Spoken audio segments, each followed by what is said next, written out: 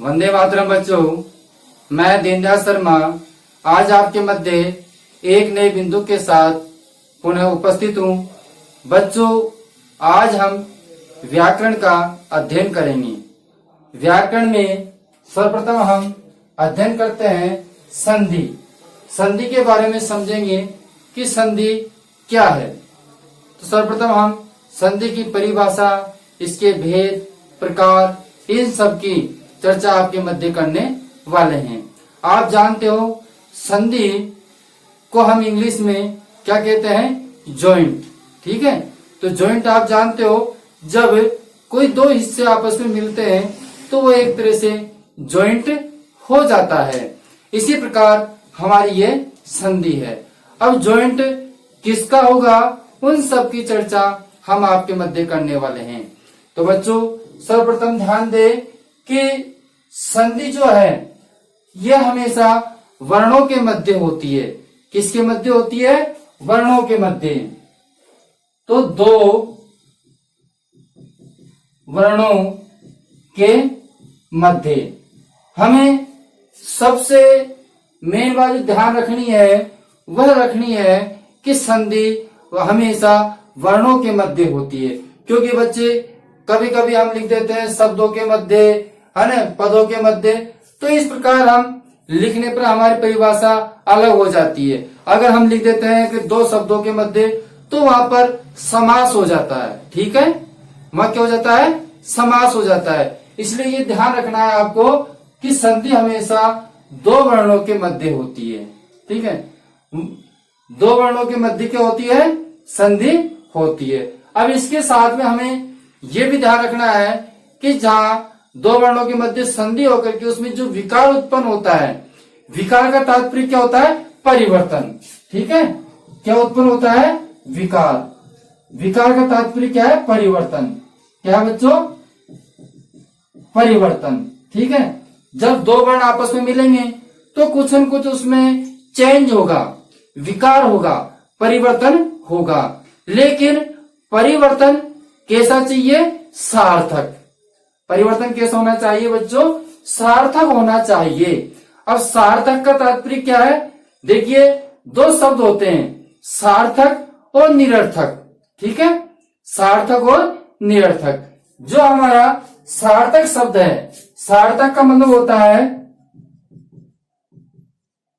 सार्थक का मतलब होता है सा प्लस अर्थक, मतलब जिसका अर्थ सही निकलता हो, जिसका अर्थ हमें याद हो, जिसका अर्थ उचित हो, वो होता है सार्थक। ऐसा नहीं है आपने कोई से भी दो वर्ण मिला दिए और वर्णों को मिलाने के बाद में के साथ हो गई संधि, तो ऐसा नहीं होता है। इसका वर्णों का जब मेल होगा तो वो भी सार्थक वर्णों का मेल होना चाहिए, न कि निरर्थक।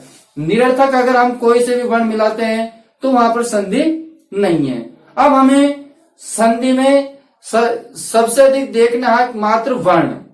ठीक है, तो आज हमने केवल संधि परिचय ही लिया है, क्योंकि जब तक हम संधि परिचय को नहीं समझेंगे तब तक हम अन्य संधियों को नहीं कर पाएंगे। तो हमें यह भी ज्ञात होना चाहिए कि हमें संधि किस प्रकार करनी है, किस स्थान पर संधि को देखना है, कहां से उसके टुकड़े करने हैं, कहां से उसका मिलान करना है। इन सब की जानकारी हमको होना पहले आवश्यक है। तो समझ गए बच्चों? तो संधि में कौन कौन सी बातें ध्यान में रखनी है आपको कि दो वर्णों के सार्थक मेल को हम संधि कहते हैं। ठीक है, तो सर्वप्रथम दो वर्णों का मध्य क्या हो? मेल हो। मेल भी कैसा हो? सार्थक हो। और उस मेल से क्या उत्पन्न हो? विकार उत्पन्न हो, तो वह संधि कहलाती है। समझ में आ गया? इस संधि का हम अगर संस्कृत में परिभाषा देखते हैं तो परिभाषा होती है पर सन्निकर्ष से सहिता। ठीक है, पर सन्निकर्ष से सहिता, ये इसकी परिभाषा है। अब हम एक बार आपको जो संधि की परिभाषा है उस परिभाषा के बारे में आपको बता दे, जिससे कि आपको किस प्रकार परिभाषा याद करनी है, किस भाषा शैली में याद करनी है, जिससे कि आपके अंक पूरे आ सकें। ठीक है, आप समझ गए कि संधि होती क्या है, संधि होती है जॉइंट। ठीक है, जॉइंट आप जानते हो, हम दो हिस्सों को अगर मिलाते हैं तो वहां पर क्या हो जाता है, जॉइंट हो जाता है। ठीक है, समझ गए आप। अब देखिए परिभाषा में एक बार ध्यान से सुन लीजिए, जो परिभाषा श्याम पट पर लिखी हुई है उसको आप इस प्रकार आपको इस भाषा शैली में याद करना है और ऐसे लिखना है, तो निश्चित रूप से आपकी संधि की परिभाषा बिल्कुल सही रहेगी। दो वर्णों के मेल को संधि कहते हैं। दो वर्णों के मेल को क्या कहते हैं, संधि कहते हैं। संधि शब्द का अर्थ है, संधि शब्द का अर्थ है मेल अथवा योग। तो संधि शब्द का क्या अर्थ है बच्चों, संधि शब्द का क्या अर्थ है, मेल अथवा योग। मेल का मतलब समझ गए कि दो वर्णों का मेल होना चाहिए।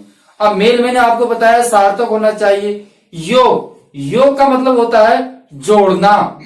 ठीक है, योग का अर्थ क्या होता है, जोड़ना। तो उनका मेल होना चाहिए और योग होना चाहिए, वह क्या है, संधि है। तो संधि शब्द का अर्थ आपको ध्यान में आ गया। इसी प्रकार आगे, किंतु यह सार्थक हो। किंतु हमें क्या ध्यान रखना है कि यह हमारे लिए सार्थक होना चाहिए। क्या ध्यान रखना है हमें कि जो मेल है, जो योग है, वह क्या होना चाहिए, सार्थक होना चाहिए। ये भी आवश्यक है, ये भी क्या है, आवश्यक है। हमें यह भी चीज ध्यान में रखनी है। ठीक है, समझ में आ गई। अब आगे देखिए, सार्थक पदों के मध्य, सार्थक पदों के मध्य हो, सार्थक क्या हो, पदों के मध्य हो। यदि ऐसा नहीं है, अगर ऐसा नहीं है तो वह संधि नहीं होगी। अगर सार्थक पदों के मध्य में नहीं है तो वहां पर संधि नहीं होगी। इस चीज का आपको ध्यान में रखना है।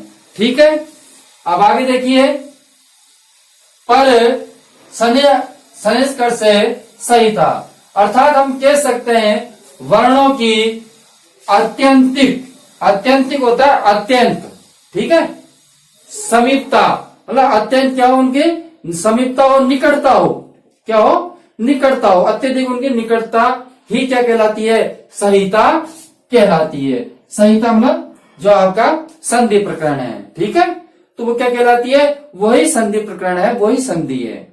समझ में आ गया बात। तो संधि की परिभाषा संस्कृत के माध्यम से जो परिभाषा है वह परिभाषा है वर्णों के आत्यंतिक समीपता ही संहिता है। यह हमारे संधि के अंतर्गत परिभाषा होती है। बाकी जो आपको मैंने ऊपर परिभाषा बताई, यह आप संस्कृत में भी लिख सकते हैं और हिंदी विषय में भी ये परिभाषा को आप बना सकते हैं, लिख सकते हैं। दोनों विषयों के लिए ये उपयोगी है। ये तो हमारी संधि की परिभाषा हुई। अब हम चर्चा करते हैं कि संधि के प्रकार कितने होते हैं।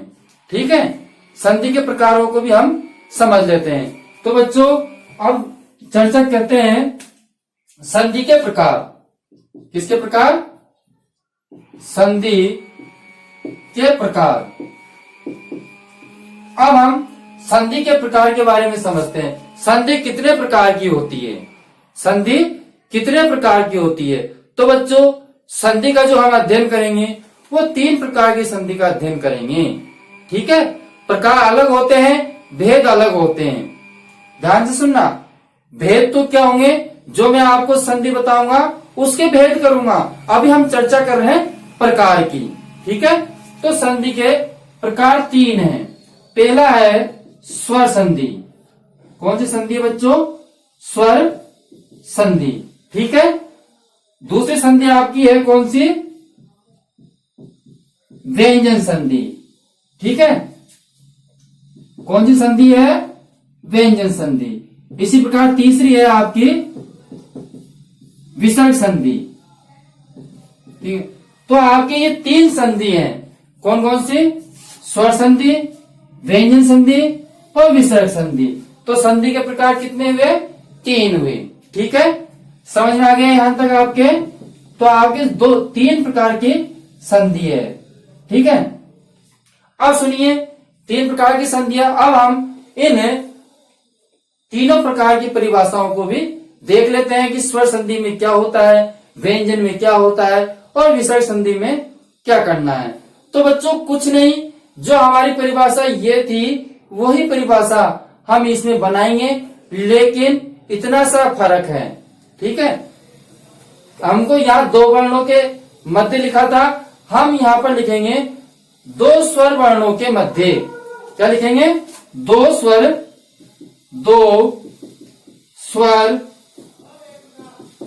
वर्णों के मध्य। ठीक है, दो स्वर वर्णों के मध्य सार्थक मेल से जो विकार उत्पन्न होता है उसे स्वर संधि कहते हैं। ठीक है, बना लोगे परिभाषा। दो स्वर वर्णों के मध्य सार्थक विकार उत्पन्न होता है उसे स्वर संधि कहते हैं। ठीक है, अब ये तो आपकी स्वर संधि की परिभाषा हो गई। अब हम चर्चा करते हैं व्यंजन संधि किसे कहते हैं। तो सुनिए, व्यंजन व स्वर के मेल से, व्यंजन व स्वर वर्ण के मेल से, किससे? व्यंजन व स्वर वर्णों के सार्थक मेल से, व्यंजन व स्वर वर्णों के सार्थक मेल से जो विकार उत्पन्न होता है उसे व्यंजन संधि कहते हैं। बच्चों, इसमें आपका व्यंजन में परिवर्तन होगा। हो सकता है आपके स्वर भी पीछे आ जाए तो उसको हमको मात्र केवल जोड़ना है। जो विकार उत्पन्न होगा वो केवल आपके व्यंजन में ही विकार उत्पन्न होगा। व्यंजन के स्थान पर आपका परिवर्तन होगा। मैं आपको अभी उदाहरण से भी बताने वाला हूं। ठीक है, अभी उदाहरण से समझा देंगे, तो एक बार आप देख लीजिए।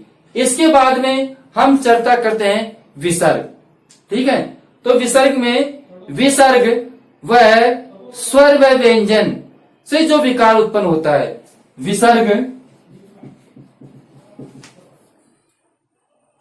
या स्वर व्यंजन के मध्य, विसर्ग या स्वर व्यंजन के मध्य जो सार्थक विकार उत्पन्न होता है उसे हम विसर्ग संधि कहते हैं। उसे हम क्या कहते हैं? विसर्ग संधि कहते हैं। समझ में आ गया आपके? तो यह आपकी संधि कौन सी है? विसर्ग संधि है। ठीक है, समझ में आया? तो इस प्रकार हमने आपके समक्ष तीनों की परिभाषा बताई कि स्वर वर्णों के मध्य जो होता है वो स्वर संधि होती है, लेकिन ध्यान में आपको रखना है सार्थक मेल होना चाहिए जब ही संधि है। ठीक है, व्यंजन व स्वरों के मध्य जो सार्थक विकार उत्पन्न होता है वो व्यंजन संधि है, और विसर्ग या स्वर व व्यंजन के मध्य जो सार्थक विकार उत्पन्न होता है उसे हम विसर्ग संधि कहते हैं। अब हम देखते हैं, उदाहरण से समझते हैं कि किस प्रकार वर्णों में संधि होती है। किस प्रकार वर्णों में संधि होती है, वर्णों को हम कैसे पहचाने कि यहाँ पर संधि है। बाकी हम नियमों के अनुसार आपको बताते जाएंगे, लेकिन एक बार आप समझ लीजिए कि किस प्रकार हम वर्णों को पहचाने, किस प्रकार संधि करनी है, बाकी नियम के अनुसार आपको करना है। जैसे कि हमने शब्द लिया विद्यालय। ठीक है, आपके विद्यालय शब्द है। अब यहाँ पर आपके संधि वर्णों के मध्य होगी, तो हम वर्ण संयोजन करते हैं, है ना। जैसे कि आपका पहला शब्द व है, ठीक है, ई है, द, य, और इसके बाद आ, ल, ए और ये। ठीक है, ये के बाद ए। अब बच्चों हमारे नियम में ये आएगा, ए या आ के मध्य अगर कोई संधि होती है तो वहां पर दीर्घ संधि होती है। इस प्रकार दीर्घ संधि में हम पढ़ेंगे। तो यहाँ पर आपका जो संधि का नियम का है वो आपके आ होगा। ठीक है, तो आपके यहाँ पर आ वर्ण है। अब इस आ वर्ण के दो विभाजन होंगे। वो क्या होगा? प्लस के पहले भी ए और प्लस के बाद में भी ए, तो ए प्लस ए बराबर आ हो जाता है। ये जब हमारी संधि बनती है विद्यालय, क्या बनती है? विद्या। अब इसमें आपका जैसे कि शब्द बनाइए, या तो आपका विद्या बन गया, ठीक है। अब यहाँ पर जो आपका ए पीछे जुड़ा हुआ है वो है, या आ होगा तो आले, है ना। ए प्लस आ प्लस ए, कोई सा भी सार्थक वर्ण हो सकता है। अब देखिए जब हम इन दोनों को मिलाते हैं, ठीक है, दोनों का मिलान करते हैं तो हमारा शब्द बनता है विद्यालय, ठीक है। इस प्रकार मात्र केवल वर्णों में संधि होगी, बाकी के जो शब्द पीछे के और आगे के जो शब्द हैं उनको हम यथावत लिखेंगे। और आपके स्पष्ट रूप से जब हम संधि पढ़ेंगे तो मैं आपको और स्पष्ट रूप से क्लियर कर दूंगा, ठीक है। समझ में आ रहा है?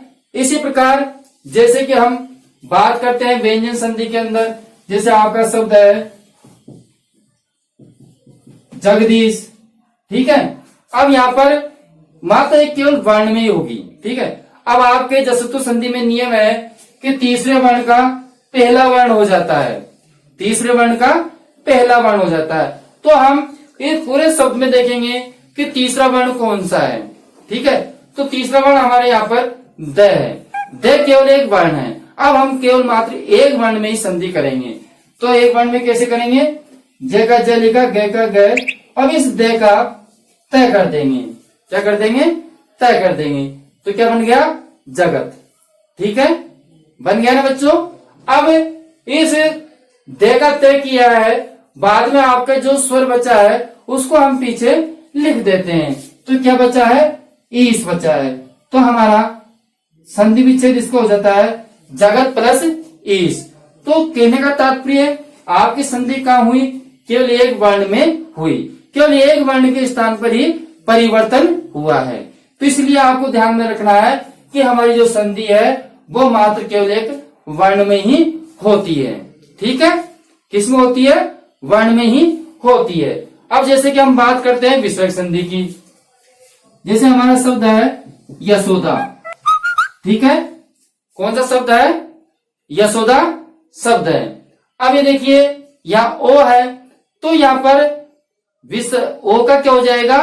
विसर्ग हो जाएगा। क्या हो जाएगा? ओ का विसर्ग हो जाएगा। ये उत्तु संधि है, जब आपको विसर्ग संधि पढ़ाएंगे तो उसमें नियम है, उन नियमों को बताएंगे साथ में, तो निश्चित रूप से आपके समझ में आएगा। अभी तो हम ये बता रहे हैं आपको कि किस प्रकार मात्र एक वर्ण में संधि होती है, बाकी शब्दों से हमारे कोई परिवर्तन नहीं करना है। तो हमारा शब्द बन गया यश, है ना। ओ का क्या हो जाएगा? विसर्ग। तो हमारा शब्द बन गया यश प्लस द, ठीक है। क्या बन गया बच्चों? यश प्लस द। तो यहाँ पर केवल ओ का ही हमने क्या किया? विसर्ग किया है, ठीक है। ओ का ही हमने क्या किया है? विसर्ग किया है। तो मात्र जो संधि है केवल आपके एक वर्ण में ही हमको करनी है, ऐसा नहीं है कि पूरे शब्द में कोई परिवर्तन करना है। हमको केवल एक वर्ण जो नियम अनुसार दे रखा है उस नियम अनुसार उस वर्ण में ही परिवर्तन करना है। समझ में आ गया? तो यह है आपके संधि। संधि के प्रकार आप समझ गए। आपके 3 प्रकार की संधि होती है, स्वर संधि, व्यंजन संधि और विसर्ग संधि। अब बच्चों सर्वप्रथम जो हम अध्ययन करेंगे वह है स्वर संधि, ठीक है। हमारा जो अध्ययन चलेगा वो किसका करेंगे? अब हम स्वर संधि का। तो एक बार हम स्वर संधि के भेदों को भी देख लेते हैं। तो बात करते हैं स्वर संधि के भेद। तो बच्चों स्वर संधि के जो भेद है वो कितने भेद हैं? 5 भेद माने गए हैं, ठीक है। तो उसमें आपके कौन कौन सी संधि है वो देखिए। दीर्घ, गुण, वृद्धि, यण, आयादि। अब देखिए हम इनके साथ साथ में पूर्व रूप, पर रूप भी पढ़ेंगे, है ना। वो भी इनके इन संधियों के ही भेद हैं, तो उनका भी हम अध्ययन करेंगे। तो आपको ध्यान में रखना है ये 5 संधि, इन 5 संधियों के विषय में हम अगला जो हमारा टॉपिक होगा वो दीर्घ संधि का होगा। उसमें हम अध्ययन करेंगे दीर्घ संधि के बारे में। एक बार मैं सामान्य जानकारी आपको इसमें दे देता हूं, ठीक है, जिससे कि हम इनको आसानी से पढ़ सके और पूर्व में आप तैयारी कर सके, जिससे कि दीर्घ संधि पढ़ाते समय आपको आसानी रहेगी। तो बच्चों, हमारा सर्वप्रथम पहला टॉपिक चलेगा दीर्घ संधि। दीर्घ संधि में हमें क्या करना है कि प्लस के पहले और प्लस के बाद कैसा मान होना चाहिए, समान स्वर होना चाहिए। समान स्वर का तात्पर्य है कि जैसे कि आपके प्लस के पहले ए या आ है, बाद में भी ए या आ हो, तो आपका क्या होगा, आ ही होगा। तो इस प्रकार एक समान स्वर होना चाहिए। जैसे कि प्लस के पहले आपके ई या बड़े ई हो, बाद में आपके ई या बड़ा ई कोई सा भी हो, तो वह आपके ई ही होगा, ठीक है। इसी प्रकार ऊ का है, प्लस के पहले ऊ हो, बाद में भी ऊ हो, तो वह आपका ऊ ही होगा। तो कहने का मतलब है कि जो दीर्घ संधि है उसमें आ, ई, उ और री, ठीक है, यह आपके दीर्घ संधि में होंगी। जैसे कि मैंने आपको इसका उदाहरण बताया था, विद्यालय, ठीक है। जैसे इसका उदाहरण क्या हो जाएगा, कबीस, ठीक है। ई का उदाहरण कबीस, या बड़ी ई आ गई आपके, तो ये बड़ी ई को देखकर आप समझ जाएंगे कि दीर्घ संधि है। इसी प्रकार ऊ का उदाहरण देखिए, और भानुदे। इन उदाहरणों को आपको समझना है, ठीक है। फिर हम संधि के अंतर्गत इन उदाहरणों को आपको बताएंगे, आप इनका अभ्यास करना। जैसे कि ओत्रकार। तो इस प्रकार हम अगला जो टॉपिक है वो दीर्घ संधि को पढ़ेंगे, ठीक है। गुण संधि में होता क्या है कि प्लस के पहले ए या आ हो, बाद में गुण संधि के अंदर में आपको बताओ प्लस के पहले ए या आ होता है, बाद में अगर आपके ई है, क्या है, ई है, तो उसका ए हो जाएगा। प्लस के पहले ए या आ है, बाद में ऊ है, तो उसका ओ हो जाएगा। प्लस के पहले ए या आ है, बाद में री है, तो आपके अर हो जाएगा। ये किस में होगा बच्चों, यह आपके गुण संधि में होगा, ठीक है। तो गुण संधि का हम इस प्रकार अध्ययन करेंगे, ठीक है। अब हम बात करते हैं वृद्धि संधि की। तो वृद्धि संधि के अंतर्गत, वृद्धि संधि के भी मैं आपको बता दूं, जिससे कि आप ध्यान में रहे आपके। जैसे कि आपको प्लस के पहले ए या आ है, बाद में आपका ए है, तो आपका बड़ा ए हो जाता है।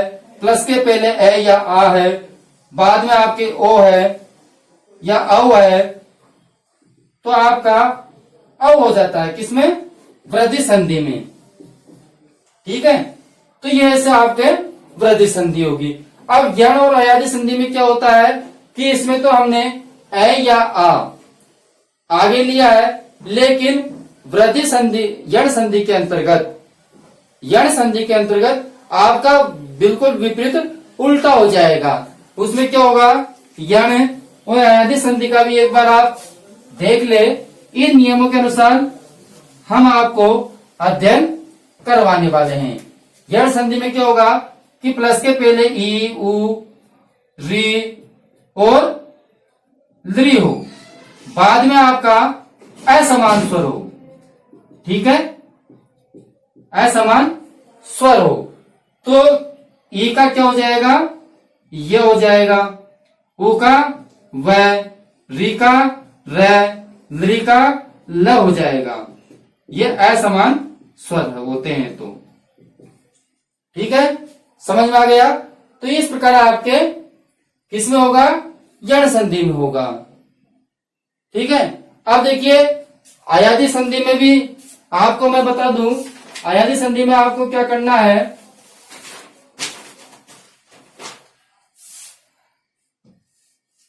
अयादि संधि में आप ध्यान दीजिए, आपके प्लस के पहले ए, ओ, ए और औ हो, ठीक है।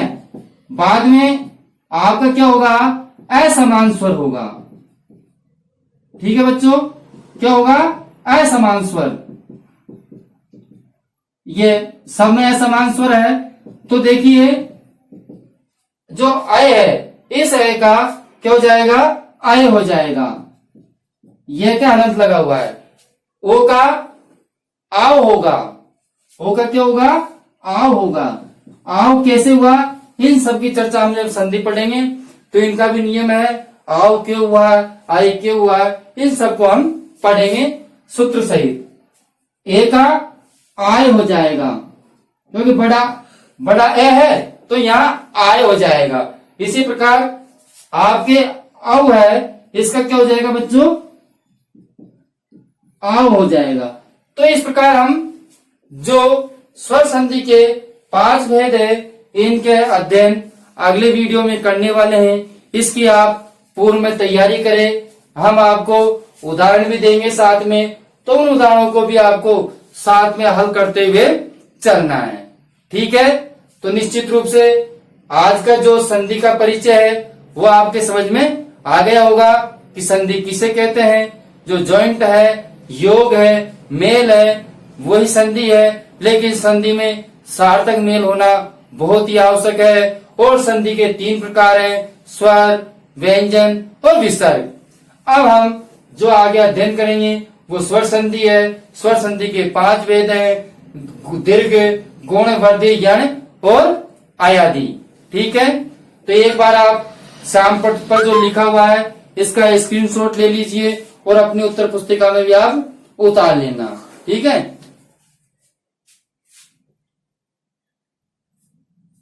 सही भैयाओं ने स्क्रीनशॉट ले लिया होगा। निश्चित रूप से आप इन परिभाषाओं को याद करना, उत्तर पुस्तिका में उतारना। और जिन्होंने अभी तक चैनल को सब्सक्राइब नहीं किया है तो वे चैनल को भी सब्सक्राइब कर ले, क्योंकि जो आपके संस्कृत व्याकरण का बिंदु है वो नियमित रूप से प्रारंभ होने वाला है और निश्चित रूप से आपके समझ में आएगा।